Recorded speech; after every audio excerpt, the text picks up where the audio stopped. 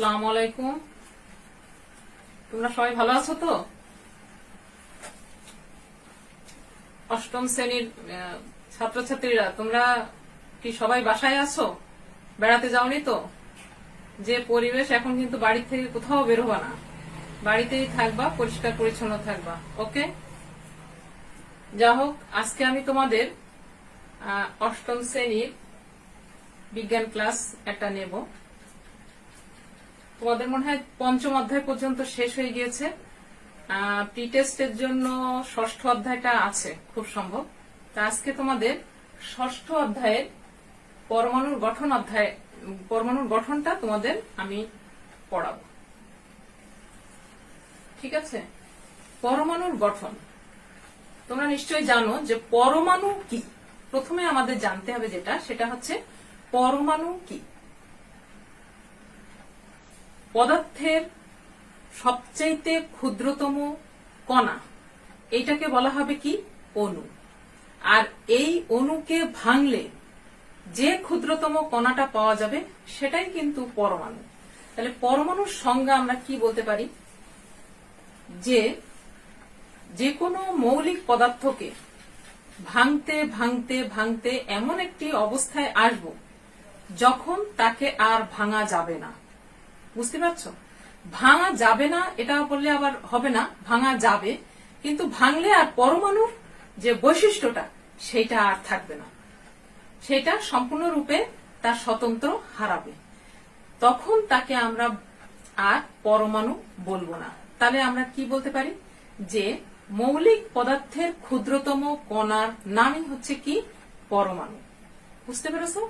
মৌলিক পদার্থের ক্ষুদ্রতম কণার নাম হচ্ছে কি? পরমাণু। আজকে আমরা সেই পরমাণুর গঠন সম্পর্কে তোমাদের একটু জানাবো। এই পরমাণু সম্পর্কে অনেক বিজ্ঞানীরাই অনেক মতামত দিয়েছেন। তোমাদের বইয়ের প্রথম অংশে আছে, যেমন দেখাচ্ছে অ্যারিস্টটল একটা মতবাদ দিয়েছেন, তার পরবর্তীতে আবার একটা আধুনিক মতবাদ হিসেবে ডাল্টন একটা মতবাদ দিয়েছেন। সেই মতবাদটাকে রেখে আবার পরবর্তীতে রাদারফোর্ড একটা মতবাদ দিয়েছেন। রাদারফোর্ডকে বাদ রেখে আবার এখন একেবারে নতুন আধুনিকভাবে আরেকটা মতবাদ দিয়েছেন কে? বোর। আমরা বোরের পরমাণু মডেলটা এবং বোরের পরমাণুর সংজ্ঞাটা আমরা বর্তমানে সবচাইতে আধুনিক সংজ্ঞা হিসেবে ধরে নিই। ঠিক আছে? তো আমরা এত ডিটেলস বলার দরকার নেই। এখন আমরা যেটা দরকার সেটা হচ্ছে পারমাণবিক সংখ্যা। এই পরমাণু থেকে এসছে পারমাণবিক সংখ্যা। বুঝতে পারছো? পারমাণবিক সংখ্যা আমি শর্টে লিখছি, পারমাণবিক সংখ্যা। পারমাণবিক সংখ্যাটা কি? পরমাণু এই পর্যন্ত যে কতগুলো মৌল আবিষ্কার হয়েছে, পরমাণু ঠিক ততগুলোই। যেমন দেখাচ্ছে মৌল এই পর্যন্ত আবিষ্কার হয়েছে কতটা? 118টি। 118টি মৌল আবিষ্কার হয়েছে। তাহলে 118টা মৌলের ভিতরে 118 রকমের পরমাণু আছে। 118 রকমের পরমাণু আছে। ঠিক আছে? আর এই এক একটা পরমাণুর ভিতরে এক একটা পরমাণু, এইটা মনে করলাম একটা পরমাণু। যে পরমাণুটার আমি নাম দিতে পারি, মনে করো যে সোডিয়াম, এই একটা সোডিয়াম পরমাণু। তাহলে এই সোডিয়াম পরমাণুটার ভিতরে একটা কেন্দ্র আছে এবং বাইরে একটা কক্ষপথ আছে। এই কেন্দ্রর ভিতরে থাকে হচ্ছে, কেন্দ্রে থাকে প্রোটন, কেন্দ্রে থাকে কি? প্রোটন আর নিউট্রন। কেন্দ্রে থাকে কি? কেন্দ্রে অবস্থান করে কে? প্রোটন, প্রোটন আর নিউট্রন। আর এর বাইরে, কেন্দ্রের বাইরে অবস্থান করে কে? ইলেকট্রন। কেন্দ্রের বাইরে অবস্থান করে ইলেকট্রন। তাহলে এখানে থাকে ইলেকট্রন আর ভিতরে থাকছে কে? প্রোটন আর নিউট্রন।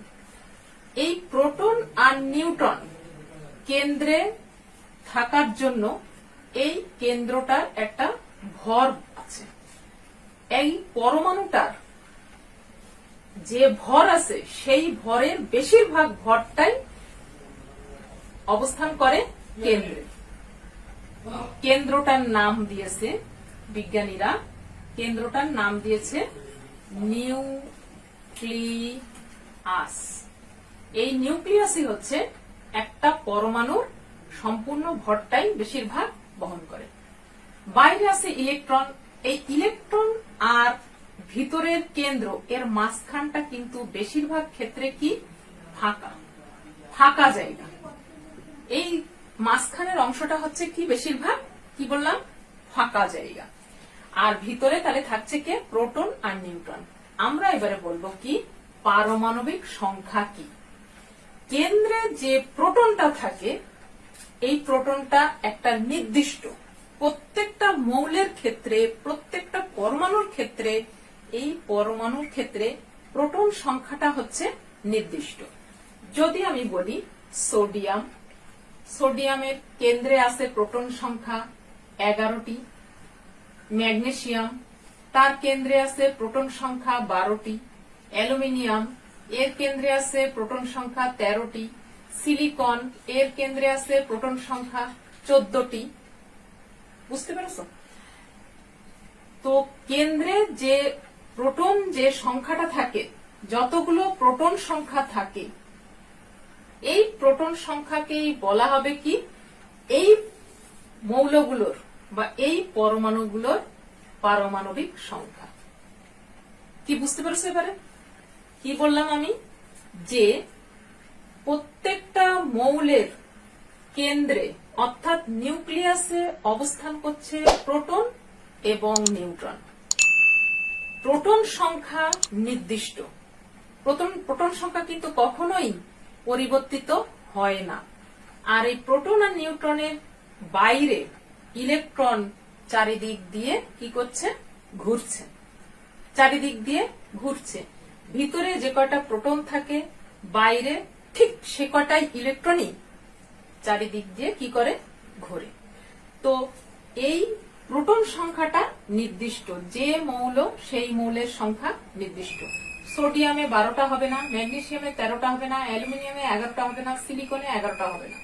সোডিয়ামে 11টাই থাকবে, ম্যাগনেসিয়ামে 12টাই থাকবে, অ্যালুমিনিয়ামে 13টাই থাকবে। তাহলে যে কয়টা প্রোটন এগুলো সব প্রোটন, এই প্রোটন সংখ্যাকেই বলা হবে কি এই পরমাণুগুলোর পারমাণবিক সংখ্যা। বুঝতে পেরেছো? এবারে আর অসুবিধা আছে পারমাণবিক সংখ্যা নিয়ে? আচ্ছা, এবারে আমরা আসি যে পারমাণবিক সংখ্যার পরে আছে আমাদের ভর সংখ্যা। ভর সংখ্যা, ভর সংখ্যা কাকে বলবো? ভর সংখ্যা কাকে বলবো? আমরা আগেই একটা কথা বললাম যে পরমাণু, একটা পরমাণু, এই পরমাণুর কেন্দ্রে আছে কে প্রোটন আর নিউট্রন। এর ভিতরটার নাম বলছে কি নিউক্লিয়াস। নিউক্লিয়াস, ঠিক আছে? এখন এই প্রোটন আর নিউট্রন কেন্দ্রে আছে বলেই পরমাণুটার সম্পূর্ণ ভরটা এই কেন্দ্রটাই বহন করছে। তাহলে এই কেন্দ্রে যারা আছে তাদের যোগফলই হচ্ছে ভর সংখ্যা। তাহলে প্রোটন সংখ্যা যোগ নিউট্রন সংখ্যা, নিউট্রন সংখ্যা, এই দুইটা সংখ্যার যোগফলই কি হবে আমাদের ভর সংখ্যা। এই দুইটার সংখ্যার যোগফলই হবে কি আমাদের এই পরমাণুটার ভর সংখ্যা। যদি আমি বলি যে আমি নিউটন সংখ্যা কিভাবে জানবো, নিউটন সংখ্যাটা কিভাবে জানবো? নিউটন সংখ্যা জানা যাবে যদি আমি বাইরে আছে কয়টা ইলেকট্রন সেটা জানতে পারি। দেখা যাচ্ছে কি আমি একটা উদাহরণ দেই, মনে করলাম যে ম্যাগনেসিয়াম একটা পরমাণু, এর প্রোটন সংখ্যা কত 12। তার মানে কি প্রোটন সংখ্যা যদি আমি বলি 12, আমি এটা না বলে আমি বলতে পারি এর পারমাণবিক সংখ্যা কি হবে 12। প্রোটন সংখ্যাও 12, পারমাণবিক সংখ্যাও 12। তাহলে কেন্দ্রে যদি 12টা প্রোটন থাকে, কেন্দ্রে যদি 12টা প্রোটন থাকে, বাইরেও থাকবে কয়টা ইলেকট্রন, ঠিক সেই কয়টাই ইলেকট্রন। প্রোটনকে কেন্দ্র করে বাইরে সে কয়টাই ইলেকট্রন কি করবে, ঘুরবে, চারিদিক দিয়ে ঘুরবে। এখন এই প্রোটন সংখ্যা যতগুলো, ইলেকট্রন সংখ্যাও ততগুলো। এখন যদি বলি যে ভর সংখ্যা কত, ভর সংখ্যা কত, আমি যদি বলে দেই যে ভর সংখ্যা, এখানে ভর সংখ্যা 25, তাহলে আমি ম্যাগনেসিয়ামের নিউট্রন সংখ্যা কয়টা বের করতে পারবো? নিউট্রন সংখ্যা কত হয়? 25, অর্থাৎ কত হবে? নিউট্রন সংখ্যা হবে কত? ভর সংখ্যা বিয়োগ প্রোটন সংখ্যা, ভর সংখ্যা বিয়োগ প্রোটন সংখ্যা। 25 বিয়োগ 12 সমান সমান 13টি। এখন নিউটন সংখ্যা আমি পাবো কেমন করে? নিউটন সংখ্যা পাবো কেমন করে? নিউটন সংখ্যাটা আমার দেওয়াই থাকবে, ভর সংখ্যাটা দেওয়া থাকবে। হয় ভর সংখ্যা দেওয়া থাকবে, আর নাই নিউটন সংখ্যা দেওয়া থাকবে। প্রোটন সংখ্যা তো আমাকে মুখস্থ করে জেনে নিতে হবে। প্রত্যেকটা পরমাণুর যে প্রোটন সংখ্যা বা পারমাণবিক সংখ্যা, তোমাদের দেখো বইয়ের ভিতরে একটা লিস্ট করে দেওয়া আছে, যে হাইড্রোজেন 1, লিথিয়াম 3, তারপরে সোডিয়াম 11, ম্যাগনেসিয়াম 12, এরম সালফার 16, অক্সিজেন 8, এরকম করে একটা লিস্ট করে দেওয়া আছে। এই লিস্টটা মুখস্থ রাখতে হবে। এই লিস্টটা মুখস্থ করে রাখা মানে আমি বুঝতে পারবো কি, যে সব প্রোটন সংখ্যা আমি জানি। প্রোটন সংখ্যা যখন আমি জানতেই পারছি, তাহলে যদি ভর সংখ্যা দেওয়া থাকে নিউটন সংখ্যা বের করতে পারবো, অথবা নিউটন সংখ্যা দেওয়া থাকলে আমি ভর সংখ্যা বের করতে পারবো। যে কোনো একটা তোমাদের দেওয়াই থাকবে, তাহলে আমরা যে কোনো একটা বের করতে পারবো। ঠিক আছে, এখন যদি নিউটন সংখ্যা না দিয়ে তোমাদের নিউটন সংখ্যা বের করতে না বলে ভর সংখ্যা বের করতে বলে, তাহলে তোমার নিউটন সংখ্যা দেওয়া থাকবে যে ম্যাগনেসিয়ামের নিউটন সংখ্যা 13, প্রোটন সংখ্যা 12।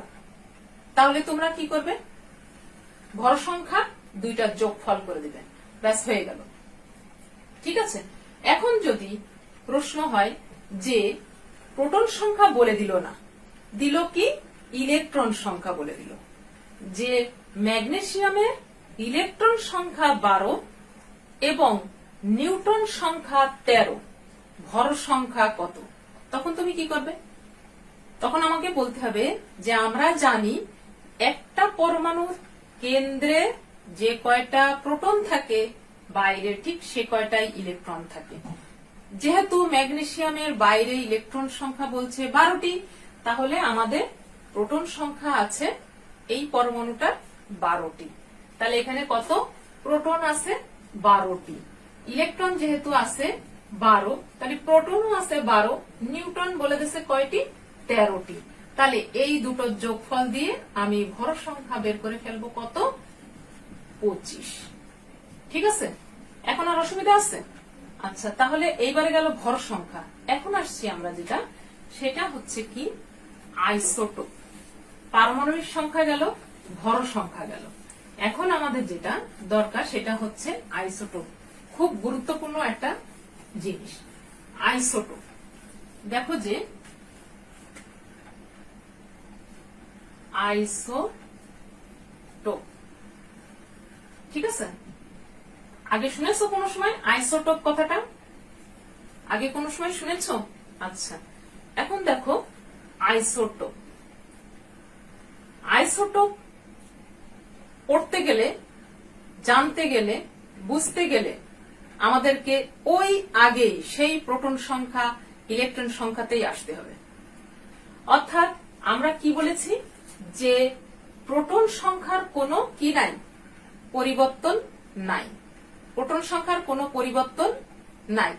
তাহলে প্রোটন সংখ্যা 1ই, প্রোটন সংখ্যা একই কিন্তু ভর সংখ্যা ভিন্ন।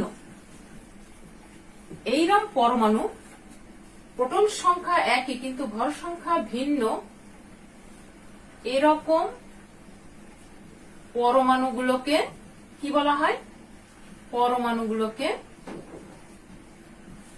আইসোটোপ বলা হয়। আইসোটোপ বলে। প্রোটন সংখ্যা একই কিন্তু কি হবে? ভর সংখ্যা ভিন্ন হবে। এরকম পরমাণুগুলোকে আমরা কি বলবো? আইসোটোপ বলবো। যেমন উদাহরণস্বরূপ বলি আমরা যে কার্বন। আচ্ছা, কার্বন না দিয়ে আমরা হাইড্রোজেন দিয়ে দিই। হাইড্রোজেন দিয়ে দিই আগে, যে হাইড্রোজেন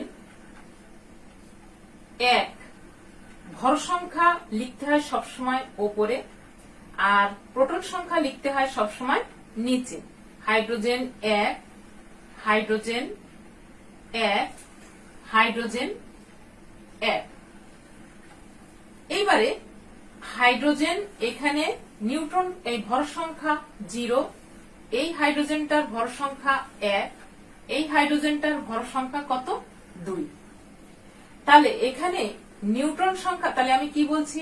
এখানে ইলেকট্রন, প্রোটন সংখ্যা কত? 1। নিউট্রন সংখ্যা কত? 0। আচ্ছা, এখানে প্রোটন সংখ্যা কত? 1। নিউট্রন সংখ্যা কত? নিউট্রন সংখ্যা কত? 0। এখানে প্রোটন সংখ্যা কত? 1 আর নিউট্রন সংখ্যা কত? 1। এখন আরো একটা আছে যে হাইড্রোজেন 1, এটা হচ্ছে 3। তাহলে এর প্রোটন সংখ্যা কত? 1 কিন্তু নিউট্রন সংখ্যা কত? 2। তাহলে হাইড্রোজেনের কিন্তু এরকম 7টা আইসোটোপ আছে। হাইড্রোজেনের এরকম কয়টা আইসোটোপ আছে? 7টা আইসোটোপ আছে। এই 7টার মধ্যে 3টা আইসোটোপ,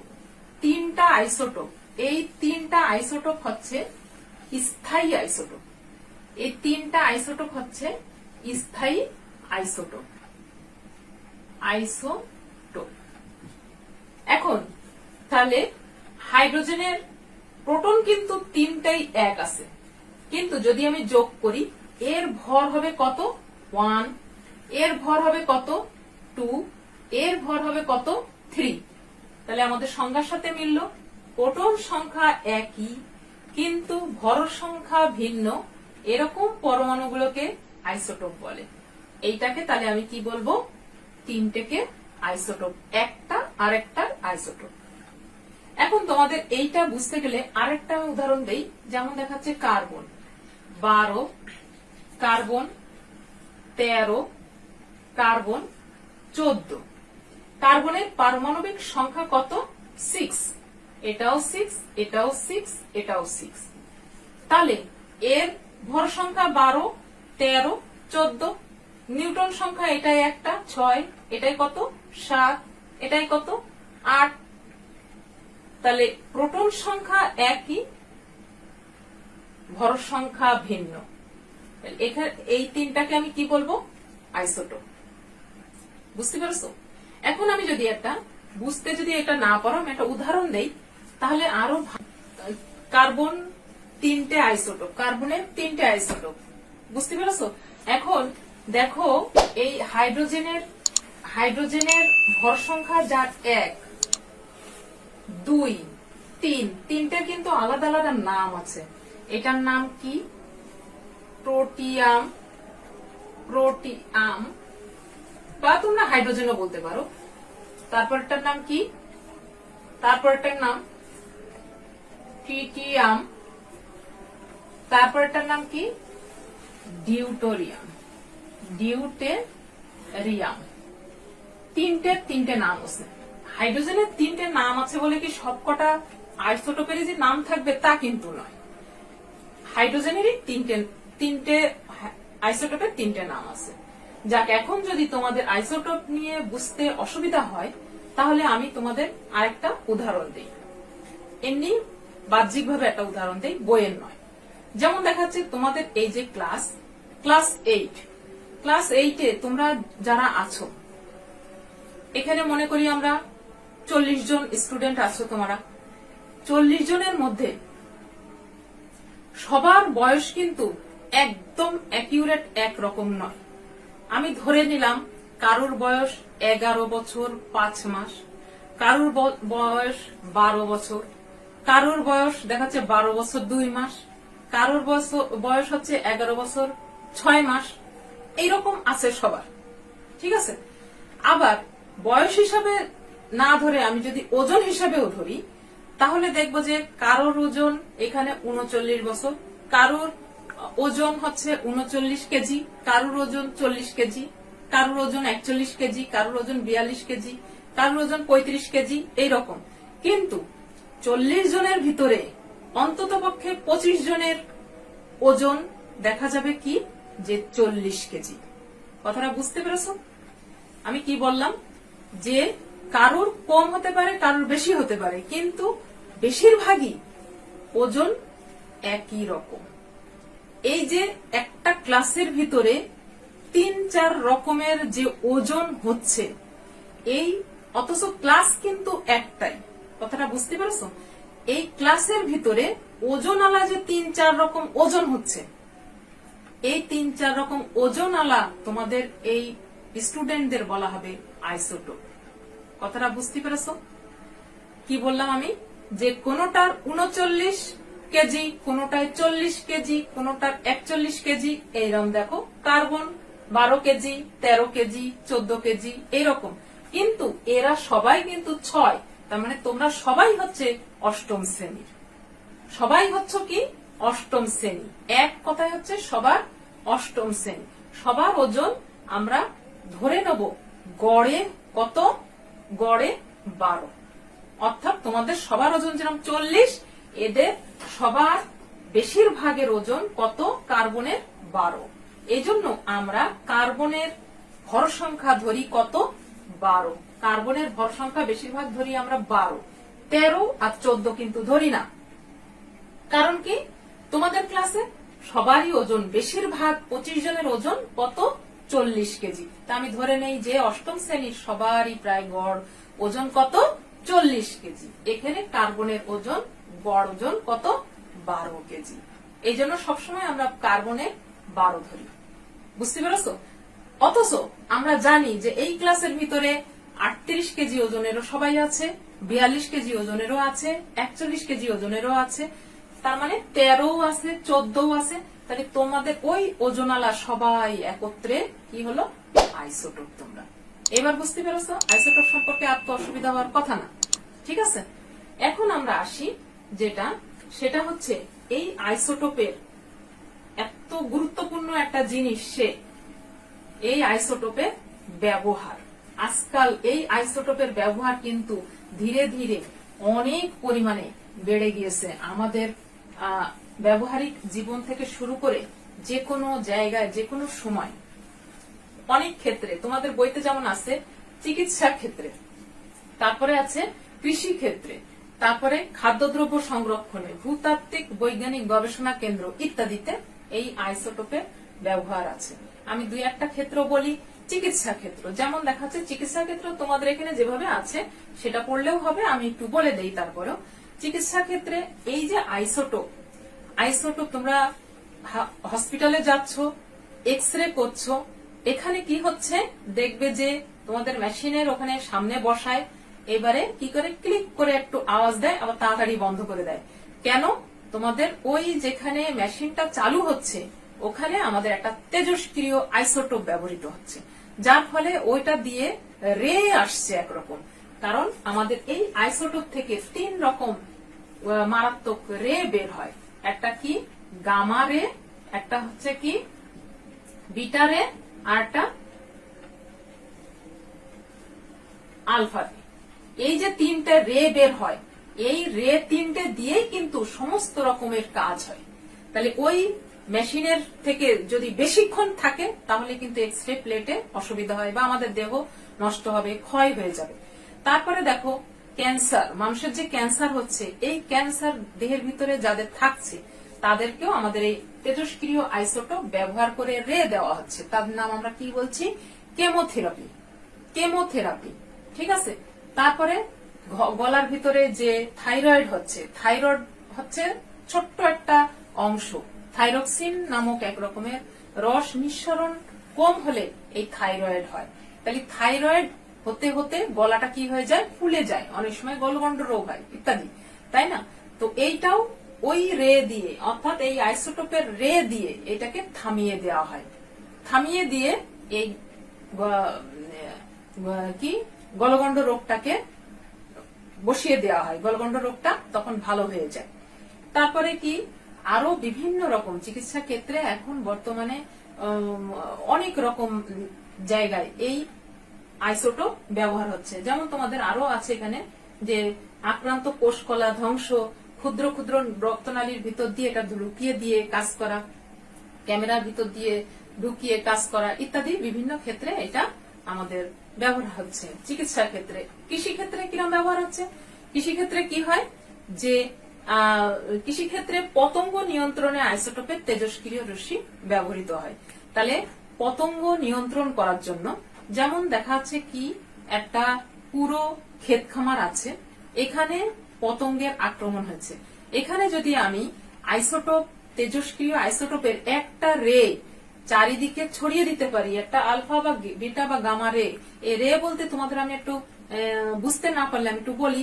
যেমন সূর্য যখন ওঠে তখন দেখবে তার যে রশ্মিগুলো, এই রশ্মিগুলোর দিকে তাকানো যায় না। তো এই যেরম রে, এইরম এটাকেই বলা হয় একটা রে।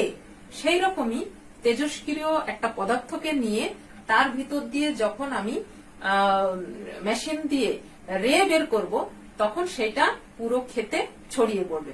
তখন সে কীট পতঙ্গ সম্পূর্ণরূপে কি হয়ে যাবে? নষ্ট হয়ে যাবে। এছাড়াও খাদ্যদ্রব্য সংরক্ষণে আমি যদি আপেল আনি, আঙুর আনি বা যে কোনো জিনিস আনি এবং আমার মনের মধ্যে থাকে যে এর ভিতরে আমার কি আছে? জীবাণু আছে, তখন আমি কি করব? আমাদের আলাদা মেশিন আছে এই আইসোটোপ ব্যবহার করার, সেইখান থেকে আমি রে বের করে এই ফলগুলোর ভিতর দিয়ে সম্পূর্ণ ভিতরে ব্যাকটেরিয়া যদি ভিতরেও থাকে তাও কি হয়ে যাবে? নষ্ট হয়ে যাবে। তাহলে কত বড় বড় ভালো ভালো কাজে আমরা এটা কি করতে পারি? আইসোটোপ ব্যবহার করতে পারি। এছাড়াও বলছে ভূতাত্ত্বিক গবেষণা কেন্দ্রে ফসিল আবিষ্কার, বা দেখা যাচ্ছে কি অনেক অনেক অনেক দিন আগের কোন জিনিস, আমি যদি বলি যে 4000 5000 বছর আগের, কেন কিভাবে বলছি আমি 4000 বছর আগের একটা জীবাশ্ম আবিষ্কার হয়েছে, এটা কত হাজার বছর আগের, এটা কিন্তু এই তেজস্ক্রিয় আইসোটোপ ব্যবহার করেই বের করে ফেলা হয় যে এটা 1,00,000 বছর আগের, না 4000 বছর আগে, না 4 দিন আগের কোন একটা ফসিল। ফসিল বলতে কি বুঝবো? যে কোনো একটা জীবাশ্ম চাপা পড়ে যাওয়া হয়তোবা দেখা যাচ্ছে আগ্নেয়গিরির অগ্নুৎপাত হচ্ছে, তখন অগ্নুৎপাতের সময় একটা গরু যাচ্ছিল, ওই গরুটার উপরে ঝট করে অগ্নুৎপাতটা হলো, গরুটা ওখানে কি হয়ে যাবে? মারা পড়ে যাবে, এবং ওর হাড় গোড় জীব সহ ওখানে তার উপরে মারা পড়ে যাবে। এখন যখন ঠান্ডা হয়ে যাবে, অনেকদিন পর লাভাটা ঠান্ডা হয়ে যাবে, ওইটা যদি ভেঙে ফেলা হয় তখন দেখা যাবে ওই গরুর কি হয়ে গেছে? হাড় গোড় পাওয়া যাচ্ছে। তখন আমি কি করব? এই গরুটা কতদিন আগে এখানে লাভার নিচে মারা পড়ে গেল, এটা আমি বের করে ফেলতে পারবো। কোথা থেকে? এই তেজস্ক্রিয় আইসোটোপের সাহায্যে। ইত্যাদি আরো বিভিন্ন রকম ভাবে, অথবা ভূ নিম্নস্থ কোনো এক জায়গায় খনি আছে, এখানেও আমি তেজস্ক্রিয় আইসোটোপ ব্যবহার করেও আমি বের করে ফেলতে পারবো যে খনিটা কোথায় আছে, কিভাবে আছে। বুঝতে পেরেছো? এছাড়াও আরো বিভিন্ন ক্ষেত্র তোমরা বড় হলে পরে আরো শিখবে আইসোটোপের আরো বড় বড় ব্যবহারগুলো। বুঝতে পেরেছো? তা আইসোটোপ সম্পর্কে আর কোনো অসুবিধা আছে? জানতে বুঝতে অসুবিধা আছে? ঠিক আছে, তাহলে আমরা আজকে কি কি শিখলাম? আজকে আমরা কি কি শিখলাম? যে পরমাণু কাকে বলে, পরমাণু কাকে বলে, তারপরে পরমাণু সম্পর্কে বিজ্ঞানীরা কি কি মতবাদ দিয়েছেন, এবং এই পরমাণুটার ভিতরে কি থাকে, কেন্দ্রটার নাম কি, বাইরে কি থাকে, এবং কিভাবে ভর সংখ্যা বের করা যায়, এরপরে কিভাবে নিউট্রন সংখ্যা বের করা যায়, আইসোটোপ কি এবং আইসোটোপের ব্যবহারগুলো। বুঝতে পেরেছো? এইটুকুনি থাকলো আজকের মতো। পরবর্তীতে আমরা আবার পরবর্তী অংশটুকু নিয়ে আরেকদিন ক্লাস দেব। ঠিক আছে, তোমরা ভালো থাকো, সুস্থ থাকো। ধন্যবাদ।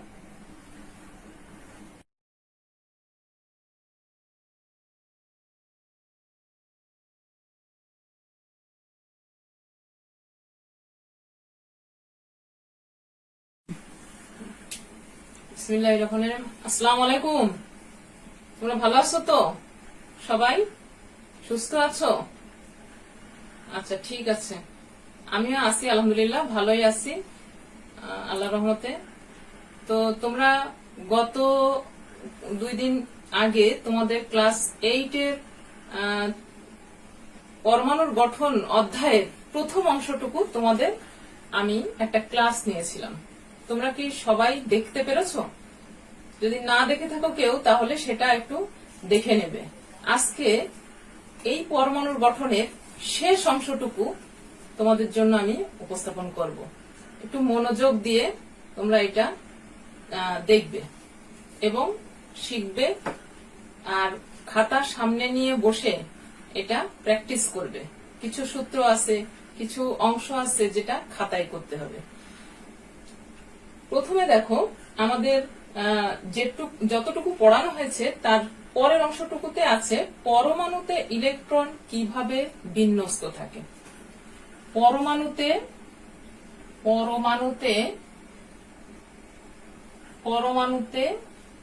ইলেকট্রনের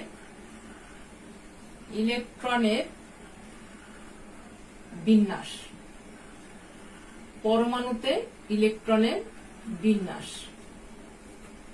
এইটা সম্পর্কে আমি প্রথমে বলছি।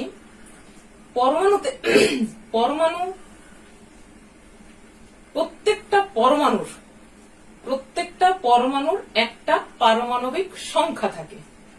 তোমরা জানো, সেই পারমাণবিক সংখ্যাটা তোমাদের আগে মুখস্থ রাখতে হবে।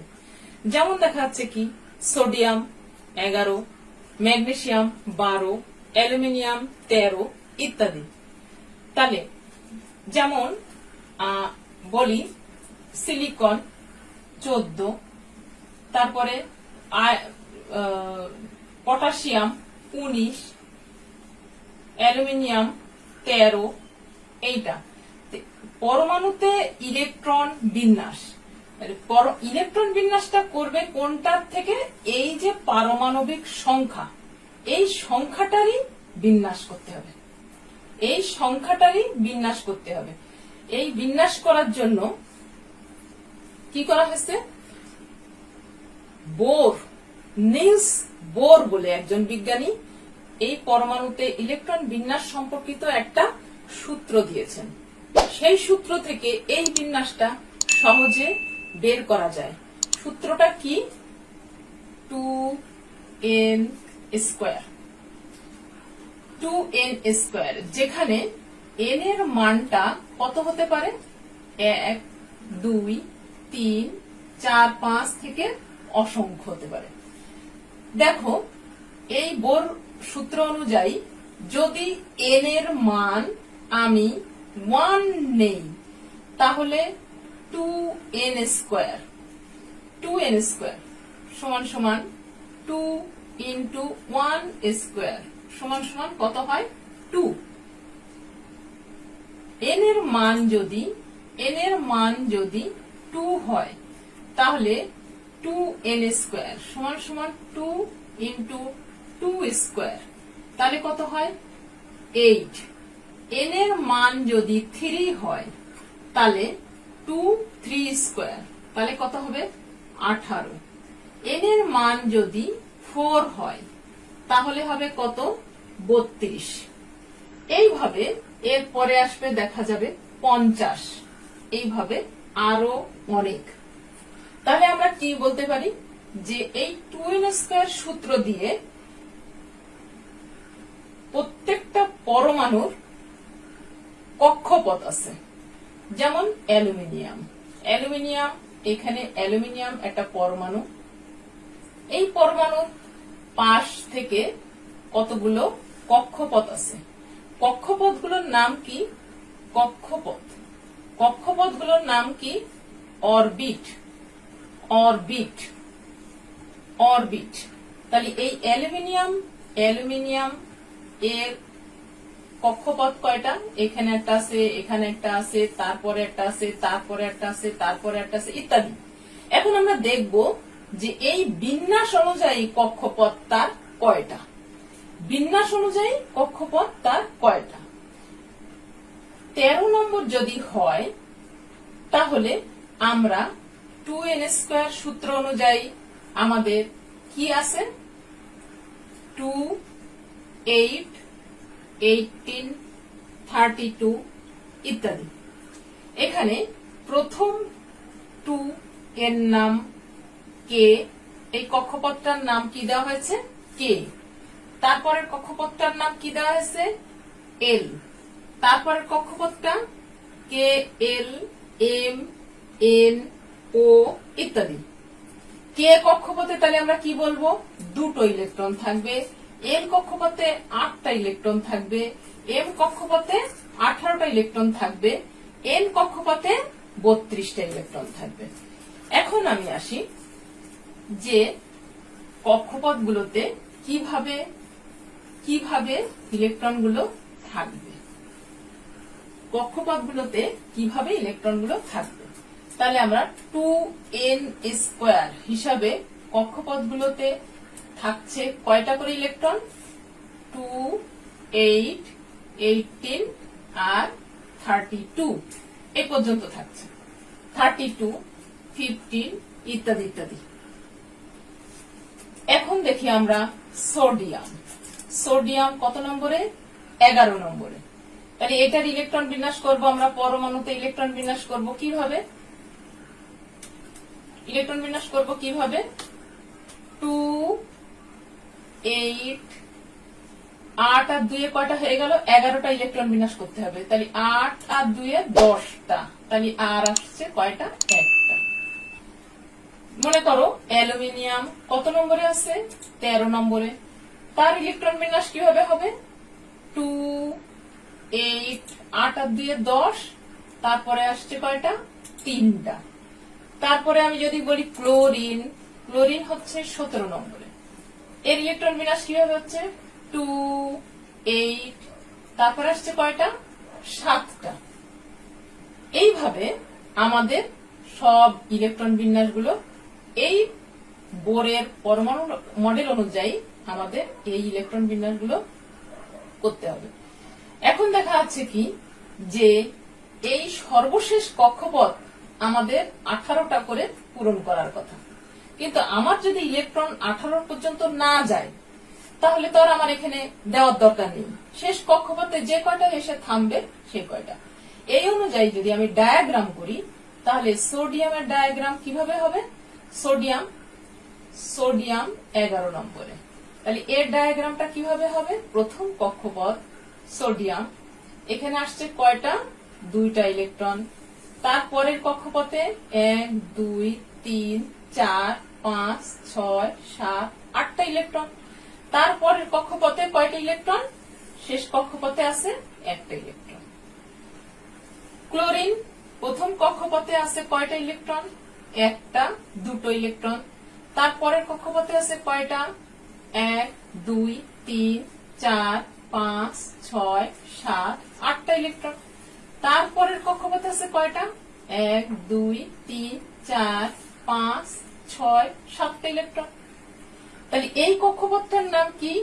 কে, এল, এম। এটার কক্ষপথের নাম কি? কে, এল, এম। তারপরে যদি হতো তাহলে হতো কি নাম? এন, ইত্যাদি ইত্যাদি। ঠিক আছে, এখন আমরা এইভাবেও ইলেকট্রন বিন্যাস করে দেখাতে পারি, ডায়াগ্রাম দিয়েও ইলেকট্রন বিন্যাস করে দেখাতে পারি। এইভাবে তোমাদের বইতে দেখো একটা চার্ট দেওয়া আছে এবং এখানে নিষ্ক্রিয় গ্যাস সহ 21টা, এই 20টা পর্যন্ত ইলেকট্রন বিন্যাস পরপর করে দেওয়া আছে। তোমরা এই ইলেকট্রন বিন্যাসগুলো সবাই শিখবে। তবে যেসব কক্ষপথের সর্বশেষে আছে এইগুলা, যেসব কক্ষপথের সর্বশেষে আছে এইগুলো, যেমন দেখা যাচ্ছে কি হিলিয়াম। হিলিয়ামের সর্বশেষ কক্ষপথে আছে কয়টা? সে 2 নম্বরে অবস্থিত, তার কক্ষপথে আছে 2, তার মানে তার 2 নম্বর কক্ষপথ, একটাই প্রথম কক্ষপথ, দুটো ইলেকট্রন থাকার কথা, 2টাই আছে, পূরণ করা আছে, এই জন্য এ হচ্ছে কি নিষ্ক্রিয় গ্যাস। তারপরে দেখো নিয়ন, নিয়নের সর্বশেষ কক্ষপথে আছে কয়টা ইলেকট্রন? 8টা ইলেকট্রন, থাকার কথাও 8টা, তার সর্বশেষ কক্ষপথে 8টা গিয়েই শেষ। এই যেসব কক্ষপথ গুলো এই ইলেকট্রন যেটা থাকার কথা সেই কটাই আছে, কমও নাই বেশিও নাই, তাদেরকে বলা হয় কি নিষ্ক্রিয় গ্যাস। তাদেরকে কি বলা হয়? নিষ্ক্রিয় গ্যাস। ঠিক আছে, বুঝতে পারা গেছে? সবাই বুঝতে পেরেছো এই অংশটুকু? এখন আমরা পরের টপিকসে যাব। এরপরে যেটা আসছে সেটা হচ্ছে এই যে ইলেকট্রন বিন্যাস করা হয়েছে, এই ইলেকট্রন বিন্যাস অনুযায়ী যৌগের ধর্ম বা মৌলের ধর্ম, ইলেকট্রন বিন্যাস ও মৌলের ধর্ম। এর পরেরটা আছে ইলেকট্রন বিন্যাস ও মৌলের ধর্ম। তাহলে আমরা দেখো যে ইলেকট্রন বিন্যাস সবাই বুঝতে পেরেছি। কি হলো? সোডিয়াম ইলেকট্রন বিন্যাস কি আছে? 2, 8, 1। ম্যাগনেসিয়াম ইলেকট্রন বিন্যাস কি হবে? 2, 8, 2। অ্যালুমিনিয়াম ইলেকট্রন বিন্যাস কি হবে? 2, 8, 3। ক্লোরিনের ইলেকট্রন বিন্যাস কি হবে? 2, 8, 7। ফ্লোরিনের ইলেকট্রন বিন্যাস কি হবে? 2, 7, ইত্যাদি ইত্যাদি। এখন এই ইলেকট্রন বিন্যাস অনুযায়ী দেখো যে সবার শেষ কক্ষপথে 1টা, 2টো, 3টে, কোনটার আছে 7টা। অক্সিজেনের ইলেকট্রন বিন্যাস আছে কয়টা? 2, 6। তাহলে অক্সিজেনের ইলেকট্রন বিন্যাস যদি 2, 6, 6টা সর্বশেষ কক্ষপথে আছে। ঠিক আছে, এখন আমাদের এই ইলেকট্রন বিন্যাস দিয়ে কতগুলো কিভাবে যৌগ তৈরি হয় আমরা দেখব। যৌগ তৈরি হয় সেটা আমরা দেখব, কিভাবে যৌগ তৈরি হবে। দেখো, যাদের সর্বশেষ কক্ষপথে 1টা ইলেকট্রন আছে, 2টো ইলেকট্রন আছে, 3টে ইলেকট্রন আছে, এই ইলেকট্রনগুলো ছেড়ে দিতে এদের কোনো কষ্ট হবে না। এরা কি হবে? সাধারণভাবে ধাতু। এরা হবে সাধারণভাবে কি? ধাতু। অর্থাৎ এরা হবে ধনী ব্যক্তি বা ধনাত্মক, সাধারণভাবে হবে ধনাত্মক। আবার যাদের শেষ কক্ষপথে, যেমন নাইট্রোজেন, এর হবে 2, 5। তাহলে যাদের শেষ কক্ষপথে 5, 6, 7টা করে ইলেকট্রন আছে, তারা বেশিরভাগ ক্ষেত্রে হবে কি অধাতু বা ঋণাত্মক বা কি ধনী ব্যক্তি, ঋণী। এদেরকে বলা হয় কি ঋণী, আর এরা হচ্ছে ধনী। এই ধনী ব্যক্তিদের সাথে ঋণী ব্যক্তিদের একটা একাত্মতা আছে, একসাথে কাজ করার একটা ইচ্ছা লাগে, তখনই তৈরি হয় কি যৌগ। যেমন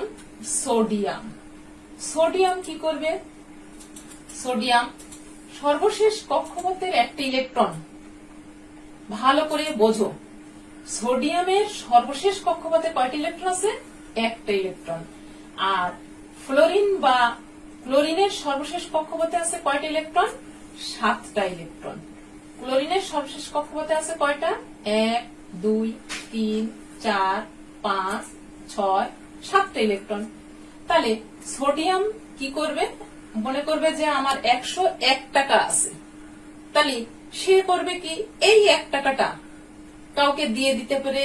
যদি সে একটা আস্ত 100 টাকা নিয়ে থাকতে পারে তার জন্য ভালো, সুবিধা, সেই জন্য সে কাউকে দেওয়ার জন্য ব্যস্ত বা মনে মনে চায় যে কেউ চাক।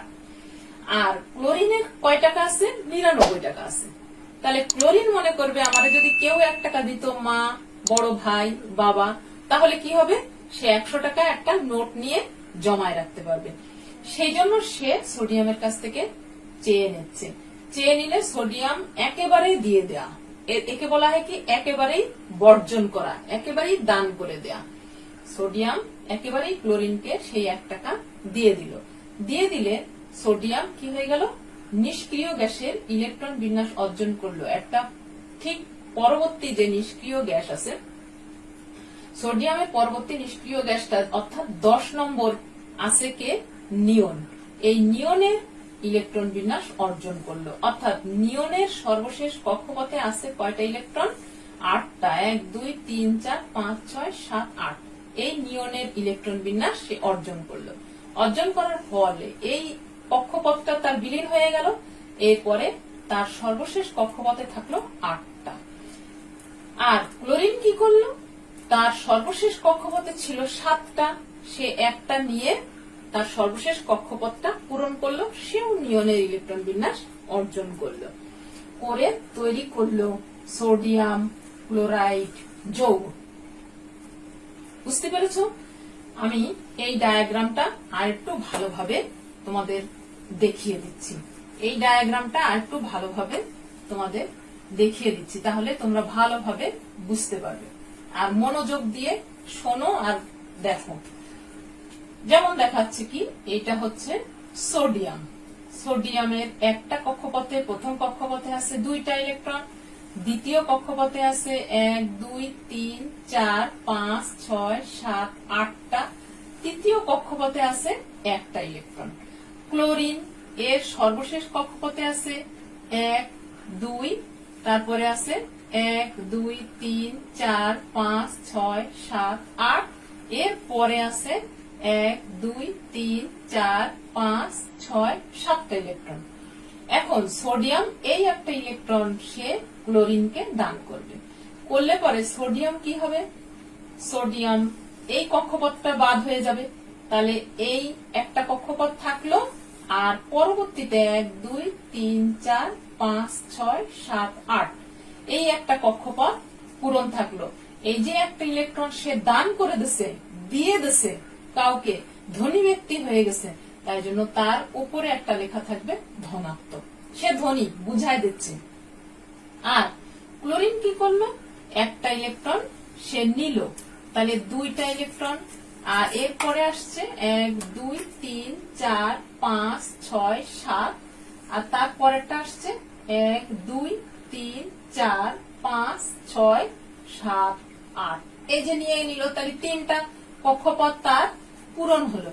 এবং সে নিল দেখে সে হলো কি ঋণাত্মক, তাই তার ডান পাশে ঋণী ব্যক্তির একটা চিহ্ন থাকলো ঋণাত্মক, হয়ে তৈরি হলো কি সোডিয়াম ক্যাটায়ন। যে পরমাণু বা মৌল বা মূলক ইলেকট্রন দান করে তাদেরকে বলা হয় কি ক্যাটায়ন। দান করে যে আয়নিত হয় সে আয়নিত অবস্থাটারে বলা হয় ক্যাটায়ন। সোডিয়ামকে কিন্তু ক্যাটায়ন নয়। সোডিয়াম ইলেকট্রন যখন দান করে ফেলেছে তখন তার নাম হচ্ছে কি এটা cation, sodium cation. Chlorine electron গ্রহণ করেছে, তাহলে কি হবে? ক্লোরিনটা অ্যানায়ন। ক্লোরিন ইলেকট্রন কি করেছে? গ্রহণ করেছে। গ্রহণ করে পরবর্তী নিষ্ক্রিয় গ্যাসের ইলেকট্রন বিন্যাস অর্জন করেছে। তাহলে ক্লোরিন কি হলো? এখানে অ্যানায়ন, এটা ক্যাটায়ন, এখানে হচ্ছে অ্যানায়ন। এই অ্যানায়ন আর ক্যাটায়ন মিলে তৈরি হলো কি সোডিয়াম ক্লোরাইড যৌগ। এখন আমি যদি এখানে লিখি তাহলে কি হবে? সোডিয়াম একটা ইলেকট্রন দান করেছে। এই বিয়োগ চিহ্ন মানে হচ্ছে দান করা, দিয়ে দেওয়া, বের করে দেওয়া। তোমাদের দেখবে ডান পাশে প্লাস দিয়ে করা আছে, তোমরা তা করবে না, এইভাবে করবে। সোডিয়াম একটা ইলেকট্রন দান করেছে, করে তৈরি করেছে কি সোডিয়াম প্লাস, আর ক্লোরিন একটা ইলেকট্রন গ্রহণ করেছে, করে তৈরি করেছে কি ক্লোরিন মাইনাস, এর ফলে তৈরি হয়েছে কি সোডিয়াম ক্লোরাইড যৌগ।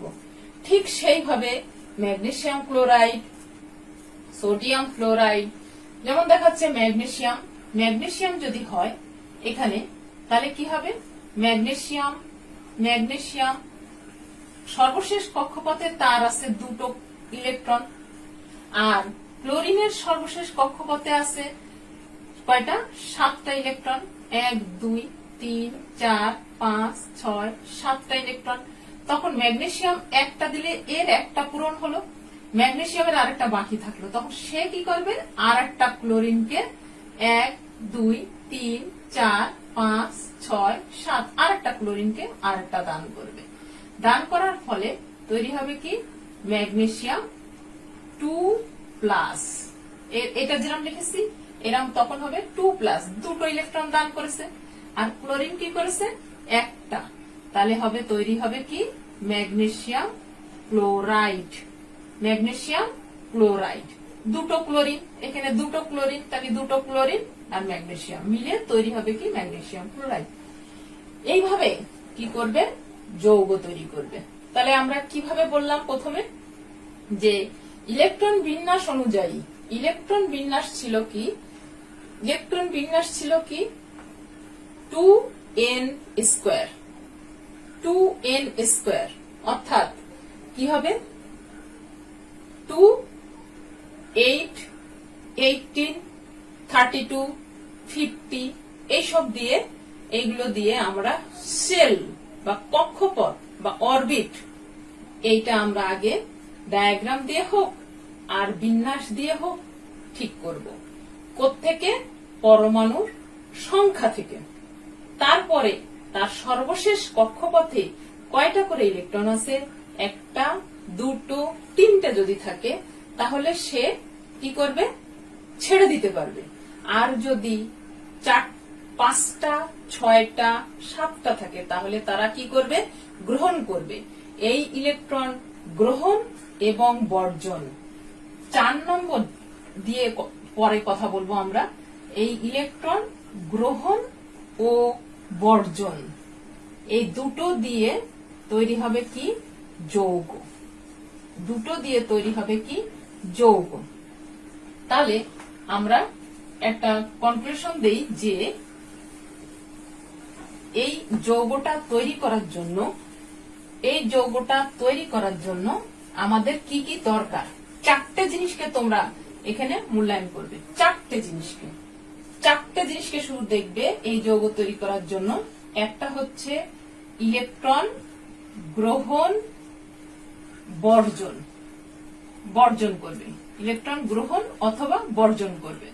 2 নম্বর হবে কি নিষ্ক্রিয় গ্যাসের ইলেকট্রন বিন্যাস অর্জন, ইলেকট্রন বিন্যাস অর্জন করতে হবে তাকে। তারপরে 3 নম্বর হচ্ছে কি ক্যাটায়ন ও অ্যানায়নে পরিণত হবে, ক্যাটায়ন ও অ্যানায়নে পরিণত হবে। 4 নম্বর হচ্ছে তারপরে কি যৌগ তৈরি হবে, যৌগ গঠন হবে। এই 4টে জিনিস যদি মনে রাখো তাহলে তোমাদের দেখবে যে যৌগ তৈরি ঠিক ভাবে হবে। ঠিক আছে, ওকে, এই পর্যন্ত ভালোভাবে তোমরা শিখবে, পড়বে, বুঝবে এবং এটা বারবার করে বই দেখে পড়াটা ভালো করে বুঝবে। আজকের মতো এখানেই শেষ, ভালো থাকো, আল্লাহ হাফেজ।